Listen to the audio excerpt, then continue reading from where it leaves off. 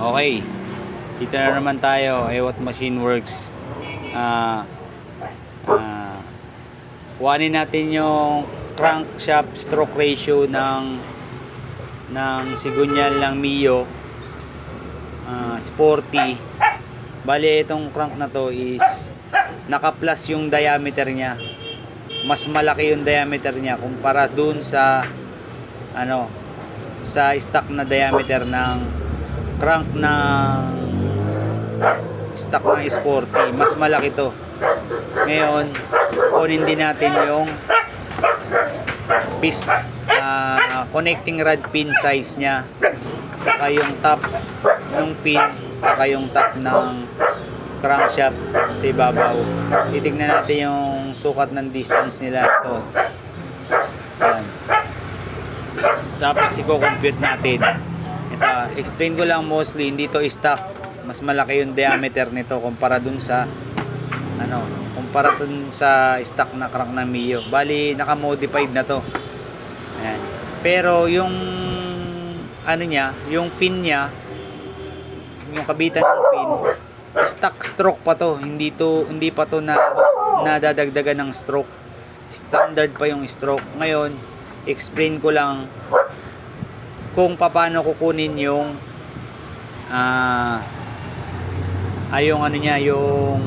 stroke niya nang nakakalas. Yan.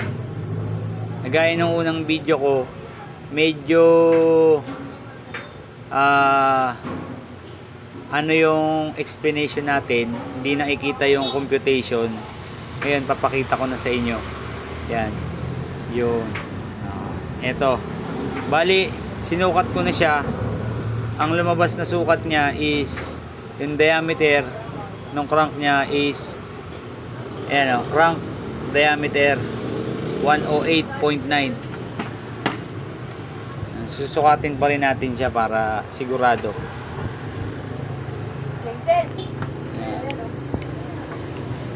Sukatin pa rin natin siya.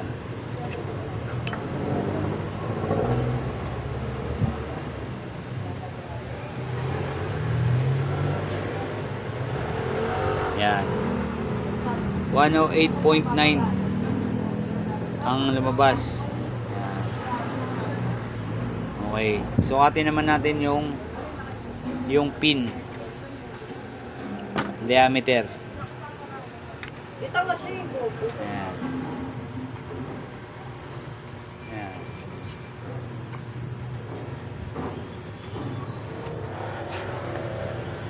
Kuha tayo ng pin na para mas makuha yung saktong sukat.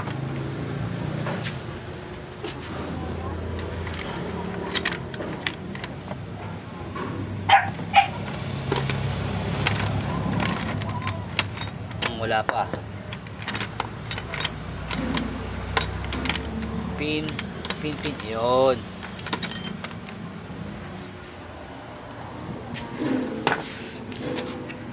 Ito yung pin ng Mio stock. Yan. Press yan dyan. Kunin natin yung sukat. 28 yung sukat. Ayan. Pin diameter 28.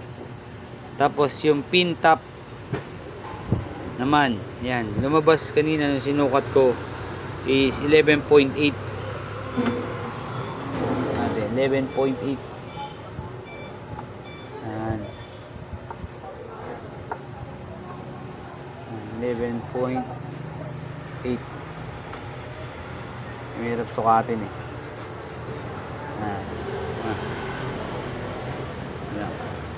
Yan, 11.8. 11.8. Nukat na natin. Yan, nasulat na natin to lahat. Yan. Yan, kukumputin natin yan para makuha natin yung stroke stock, yung stroke ng isang crank. Yan. Yan.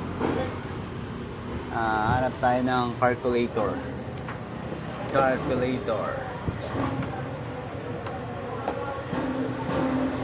Param nga ako ng calculator mo na sa cellphone. Ayun na to. Sa taas. Ayun na to. Gati char. Charm? Charmaine.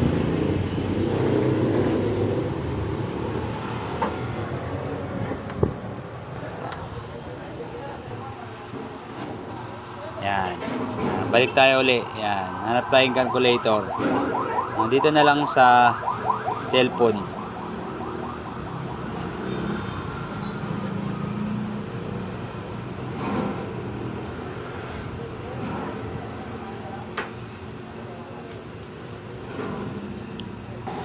Okay, balik tayo uli. Yan. Meron tayo ditong calculator. Dahil ko-compute natin to eh. Yung ating mga sukat sa crankshaft ng Mio na naka-modified na yung diameter. Yan. Kasi ang stock na stroke ng Mio is 57.8 or 9, mga ganun. Tignan natin kung lalabas na ganun yung stroke niya. Okay. Simulan natin tong pin. Yan. Pin diameter natin is 28. Yan. Point. Divide natin sa 2. 2. Equals natin 14. Yan. 14 ang lumabas. Lagyan natin dito 14. Yan. 28 divide 2 equals 14. Hinati natin yun eh. Hinati natin. Kaya naging 14. Ngayon, itong 14, i-add natin dito sa sa 11.8. Yan. I-add natin. Sulat natin dito. Ito.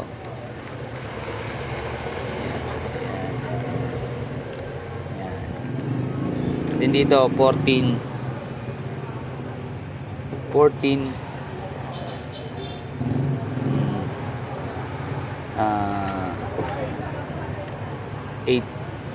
plus yan natin ulit ito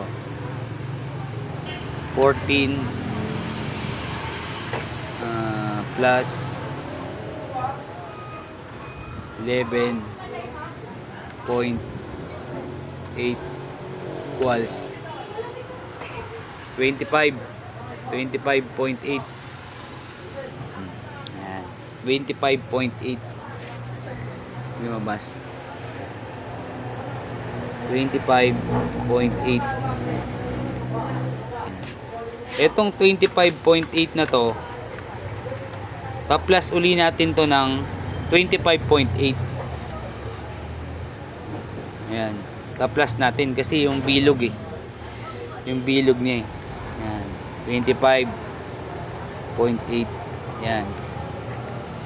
Plus. Yan. Plus natin. Yan.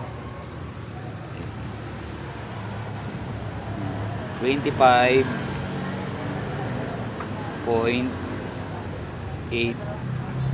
plus 25.8 equals 51.6. 51 point 6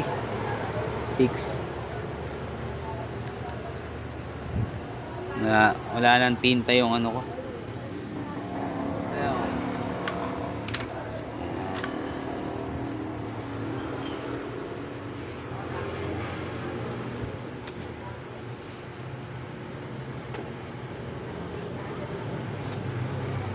Explain ko sa inyo bakit ko pinlas ito. Bakit ko dinivide sa 2. Yan. Pa-explain ko yan sa inyo kung bakit. Kasi yung unang video natin, medyo kulang yung explanation niya. Yan.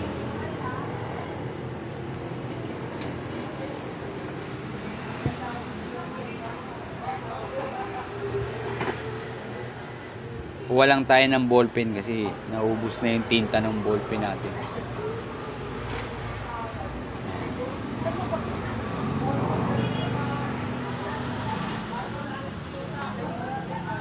Okay, balik ulit tayo.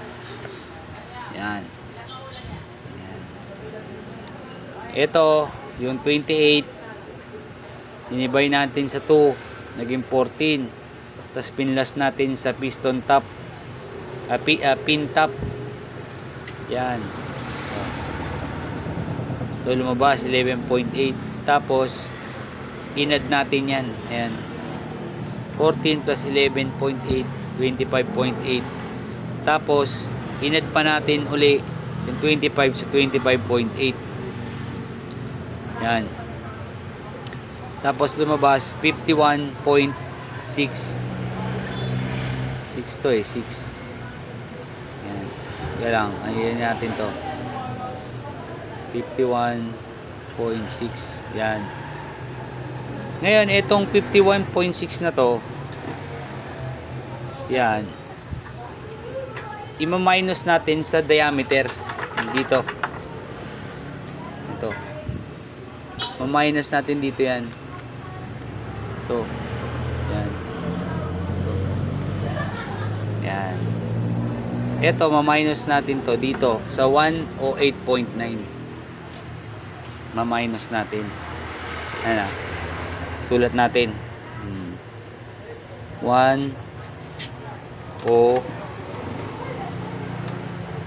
8.9 minus 51.8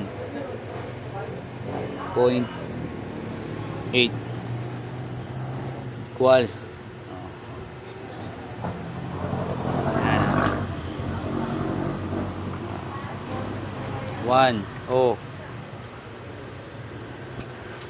8.9 minus 51.8 equals 57.1.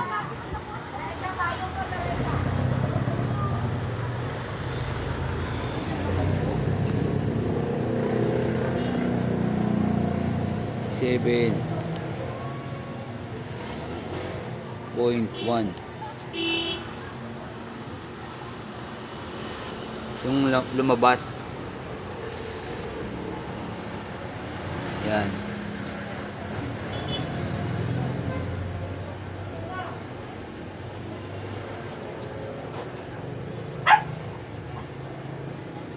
Stroke.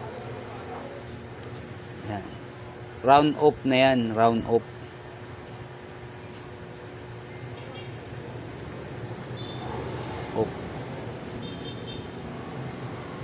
Round off ng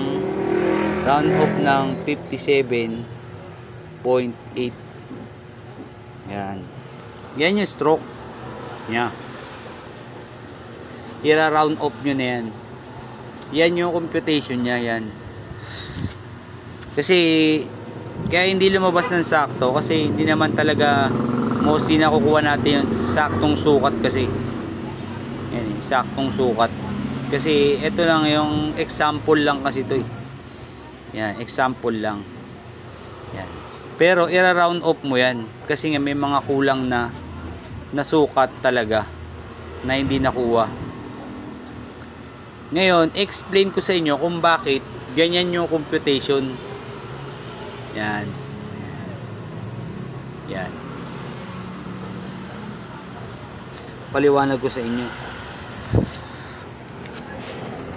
Ito kasing 28 dinivide ko sa 2 naging naging 14.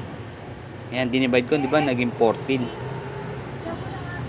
Kasi hinati ko nga yung pin, hinati ko, dinivide ko sa dalawa, 14. Tapos pinlas ko sa dito piston, pin top saka diameter top. Ayan, pinlas. Yan. Mula dito, hanggang dito, kinuha ko yung sukat, lumabas 11.8. Yan. Inad ko ngayon siya. Tapos lumabas 25.8. Bakit naging 25? Kasi nga, inad ko, di ba? Tapos, saan kinuha tong another 25? Yan. At ba't ko pinlas? Ganito kasi yan. Kaya ako pinlas, magmula dito sa gitna ng pin, yung gitna ng pin, 'di ba ito buong pin, dinivide ko, yung may center siya, gitna. Yan, may gitna siya, yan. Yung ito buong pin, dinivide ko, may gitna. Within center ng pin hanggang dito sa top ng diameter, pinagsama ko. Yan. Then naging lumabas siya 25.8. Ngayon, ni-round yan, inikot yan. Ni-round. Kasi pag inikot mo yan sa kabila, dodoble yan. Magiging times 2 yan. Times 2 yan. Magmula dito sa gitna, yan, dito, ikot ka sa kabila, makuha mo na yung sukat ng 25 din. Yun yung i-add mo sa another 25.8. Ira-round mo siya. Ngayon, yung matitira doon ay yung kalalabasan noon. Yan. Di ba, pinlas ko na, ni-round off ko na. Yan, 25 plus 25.8 lumabas 51.6. Yung 51.6 yung kabuuan yun. Dito, 25 dito, 25 din dito. Round off yun, round off. Ngayon, yung 51.6, ima-minus natin yon sa isang buong diameter. Ma-minus natin. Yun nga, minus natin, di ba? Ayan, oh. 51.6 minus 108.9 minus 51.6. Kasi kaya nga naging 51.6, pinagsama natin yung 25.8 doon, 25.8 din dito. Kaya naging 51.6. Tapos sa isang full diameter, minus natin yung 51.6. Kaya kung ano yung lalabas na tira, ito yun. 57.1.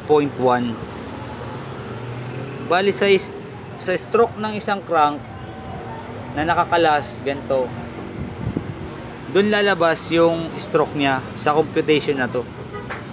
Itong buong computation na yan. Yan. Tapos kaya hindi siya sumakto na 57.8 kasi nga meron tayong mga milli-mm na sukat na hindi natin nasama. Kaya ang gagawin doon, round off na yun, parang sa CC. Diba pa, ang CC kasi pag nag-compute ka, hindi naman saktong 125, hindi naman saktong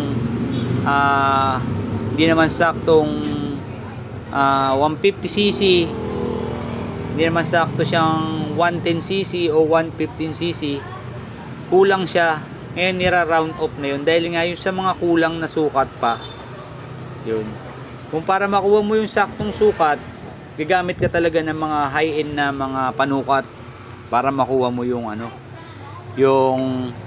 yung tamang computation. Pero ito kasi basic to eh, yung basic, yung pattern lang, pattern. Yan.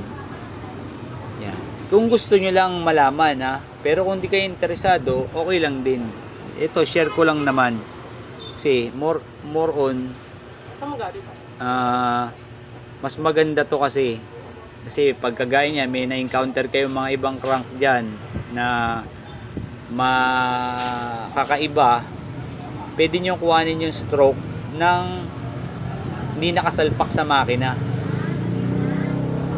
Makuha nyo lang tong computation na to, makukuha nyo na yung stroke talaga nung crankshaft. Hindi kayo manghuhula, diba? Tanongin man kayo ng customer nyo kung ano stroke niyan, hindi, meron kayong isasagot, may computation kayo kagaya nito.